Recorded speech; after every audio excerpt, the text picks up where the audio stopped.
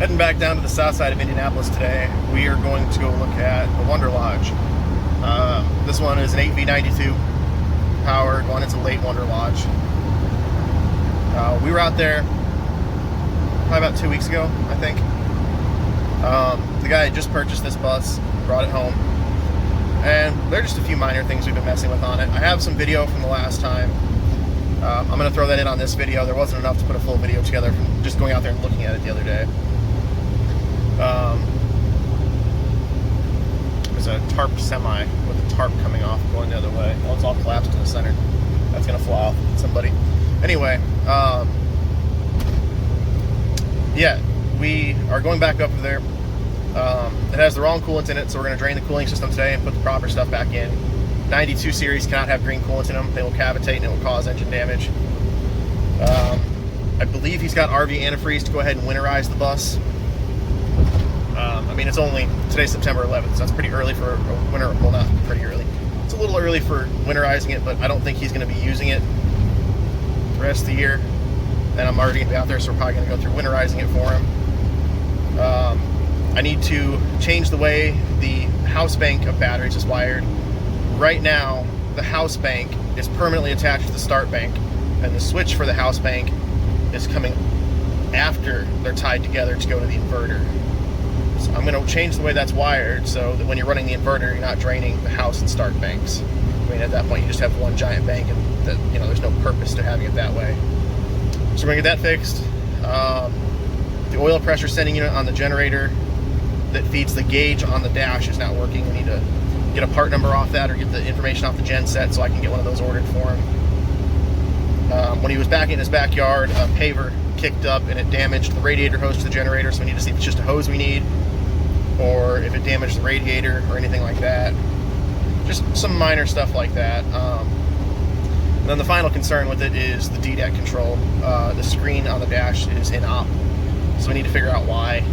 I know the bus has been tuned up. It's got quite a bit more power than it left the factory with, so my guess is because the check engine light's been removed and that screen is disabled, that they probably did that because it's throwing error codes for it, but we're gonna have to see. I'll just have to do some diagnosis and see what caused it to go down. But that's just a little bit of update on what we're gonna head out and work on today. I'm gonna try to shoot some video while we're out there and hopefully get another bus video out for you guys today. Had to hurry up and jump over in the left lane here. I just got passed by this. Many of you tractor guys out there. Nice, big, versatile.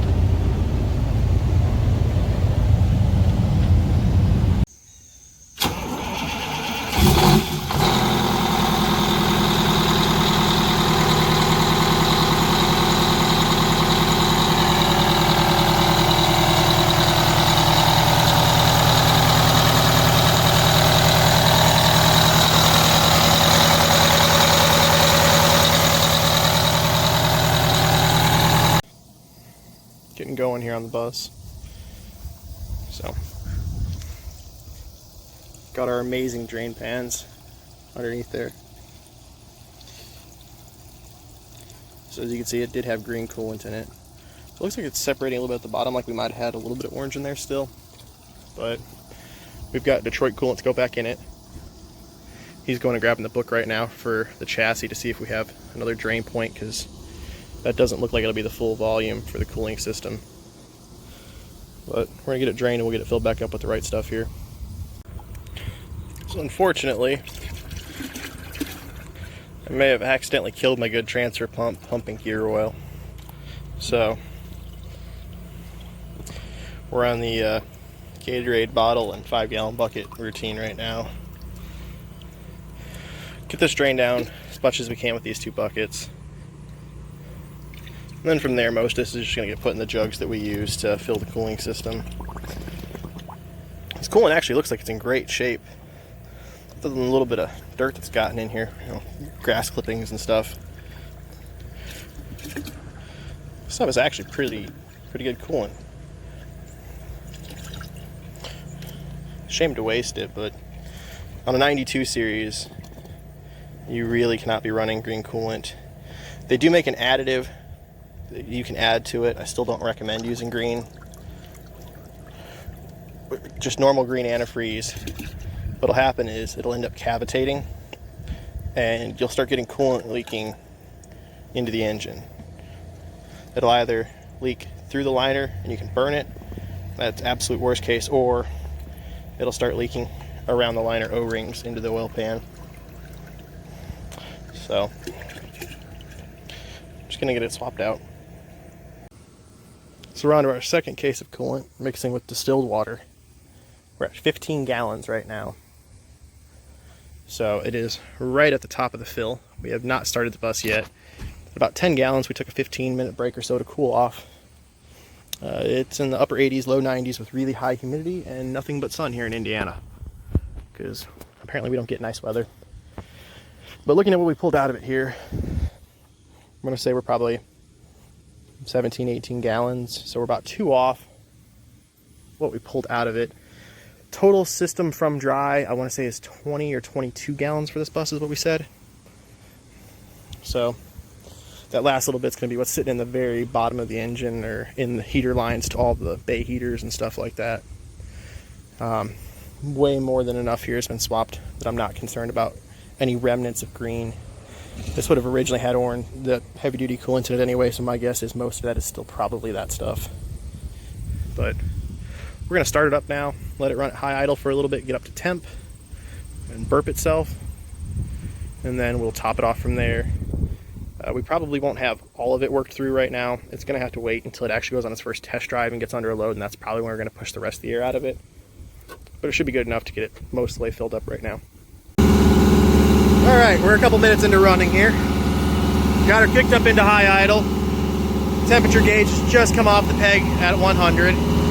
So we're going to try to build up as much temperature as we can in this, and then shut it down and recheck the cooling system. Like I said, we've got almost 90% of what we took out back in it already, and it was full when we started, so I'm not too concerned about shutting it down and adding more and going as we go. You know, the break we took in the middle seemed to let the coolant settle pretty well through the engine. We are obviously watching for a low coolant alarm or for an engine cooling condition. But while we come back here real quick, just inside there, I don't know if you can see it or not, is the sight glass for the radiator's tank, and it's still full, so we should be good. We're going to try to get up to temp here. I don't know if it'll get up to operating temp to open the thermostats sitting here running. I kind of doubt it. If not, we do have to unplug it and move it forward anyway. I need to rewire the house bank to the inverter, because right now it's permanently attached to the start bank, and that's, you know, not what you're supposed to do with a house bank. You want it to be separate so the inverter doesn't kill your start batteries. But we're going to let it run, bleed the cooling system, pull it forward, fix those. We'll probably just go take it on a test drive today just to work out any bubbles in the cooling system or anything like that. That's pretty good progress on this thing today. And, you know, uses this cautionary tale too. If you have a 92 series, do not use green coolant. Don't let anyone put it in your bus when they're servicing it. And if they're at all knowledgeable on a 92, they know that this requires a heavy duty coolant. So we're gonna go back to letting it run. I'm probably gonna go sit in the AC for a little bit and enjoy, you know, something that doesn't feel like I'm sitting on the sun out here. And we'll hop back on it.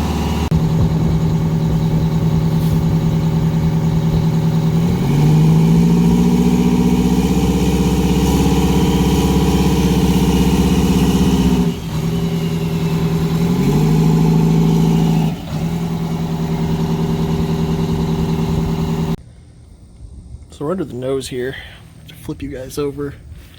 Nose is gonna be upside down, but there's not a lot of room. So this is the radiator hose for the generator.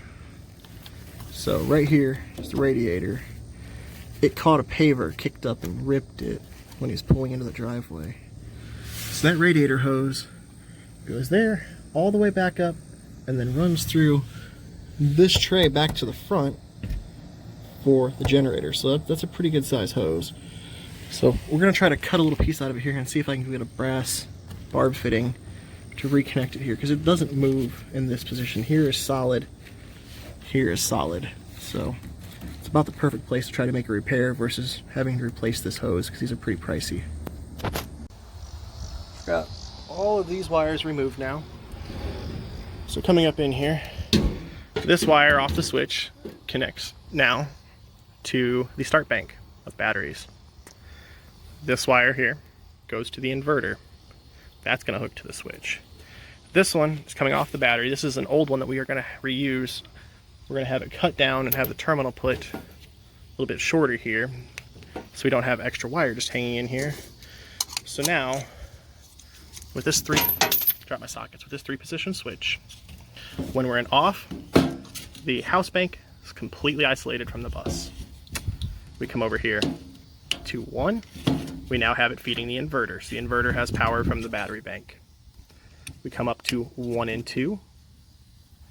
We are now feeding the inverter and the house bank, which that's not really going to be a necessary position, but it's there.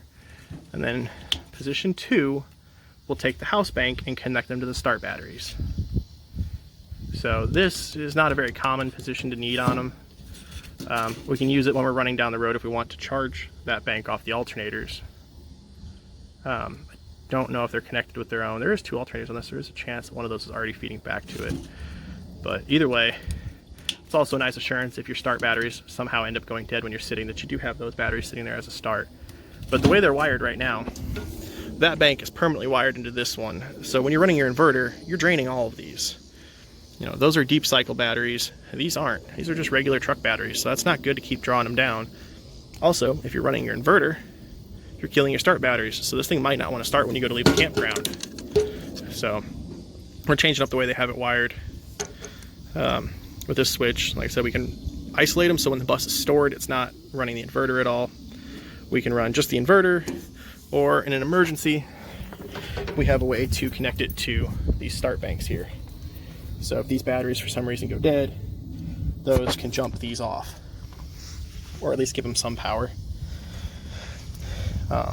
Not necessarily recommended. That's a lot of amperage to draw through that switch, but at least give them a boost and give them something if they're a little low. And then this one already has a switch on it, which that's a 3-position, but it only really has 1 just off and then connected. So we got most of the way finished with that bus today. We are going to need that 1 cable cut down, have a new end crimped on it. He's going to take that to Vans Electric here in Indy. They make large gauge cables. So they're going to cut that one down so we can reuse one of the existing ones. We need to get 1 more nut for the switch. With the size of those terminals, I wanted to space the one up a little bit so there's no chance that it could arc out against the other one if it ever came loose. And then we need that barb fitting to repair that front radiator hose. Now that cooling system is separate just for the generator, so this isn't tied into the main cooling system. So we're going to attempt to repair on it before we replace that hose, because that is a very large hose on that bus. It goes all the way back under that slide and comes all the way back to the generator, and it slides out with it. So that's going to be a pretty pricey thing to replace. Excuse me. So we're going to attempt to make the repair on that. It should work. And then it's Wednesday today. He's going to get that stuff taken care of tomorrow. So we should be back Friday to get it finished up and on the road. So we've completely drained the cooling system, refilled it. We've got it pretty well burped. We're within a gallon right now. Jesus. Speed limit on this road's 55. Most people do 70. That's what I'm doing. And then this is what happens. Everyone in Indianapolis is a race car driver. Anyway, back to the topic here. So we should be finishing up with that bus on Friday. I'm going to try to throw some of the clips from the last time I was there into this video. I don't remember if that was before I got my new phone or not. If it was, they might not go on here because I don't remember if I backed up my phone in the last couple days I had it. So they might be in here, they might not. You guys will already know by now.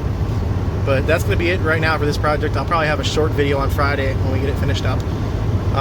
If you guys aren't subscribed, I'd ask you to check out a couple more of our videos. If you like what we do, feel free to subscribe. We don't just do buses. You know, we do cars, trucks, SUVs, tractors. We build off-road trail rigs. We do fabricating. We do body work.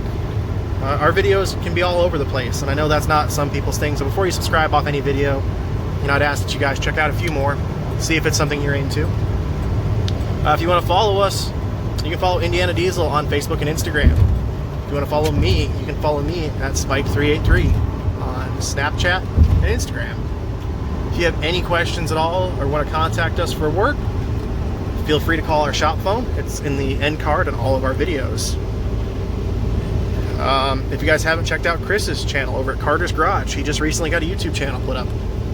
Go over there and check him out. He's got some good videos coming out. There are tons of projects going over there. He's always working on something. I know we had a video on making a tool the other night, some videos on working on a 5.7 Hemi and a charger, 4.3 Vortec intake gaskets, the sketchiest way I've ever seen a skid steer unloaded off a trailer. There's all kinds of good fun. We have a Patreon. If you guys haven't checked it out, it's for a charitable cause. We did a video on it. We are trying to give back and help people that can't afford to fix their vehicles, get their vehicles back on the road. But that's going to do it for this video. Thank you guys for watching. Have a good one.